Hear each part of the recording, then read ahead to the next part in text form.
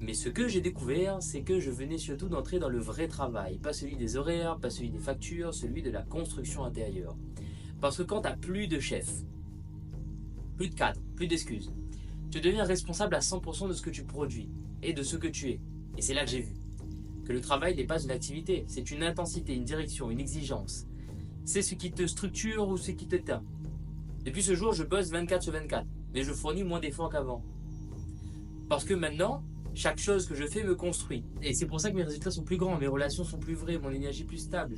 Mais ce feu-là, cette énergie, je l'avais déjà ressenti une première fois. C'était quand j'ai eu mon premier job. J'étais jeune, je bossais dans une banque, j'ai toujours su que je voulais être coach. C'était clair, c'était profond, alors je faisais les deux. Le job pour vivre, l'activité pour m'élever. Je me souviens d'un principe que j'avais lu, tu travailles à plein temps pour vivre et à temps partiel pour bâtir ta fortune. Moi, j'avais inversé l'intensité. J'étais plus coach que banquier, même dans les milieux de la banque. D'ailleurs, pardon, si vous voyez cette vidéo, j'ai passé un bon moment avec vous et je suis sûr que ça vous a apporté autant qu'à moi. Je l'espère. Mais ce que j'ai retrouvé aujourd'hui, c'est cette énergie de me lever avec une mission. Pas juste aller au boulot, mais me rendre sur un lieu de travail. Un lieu de travail. Un endroit où j'étudie, j'observe, je transforme. Un lieu où je me travaille. Et où tout ce que je touche devient prolongement de ça.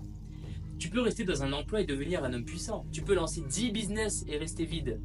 Le point commun, ta manière de te positionner face à ce que tu vis. Tant que tu vois ton job comme une contrainte ou ton entreprise comme une espèce de to-do list, tu passes à côté de l'essentiel, le seul vrai chantier.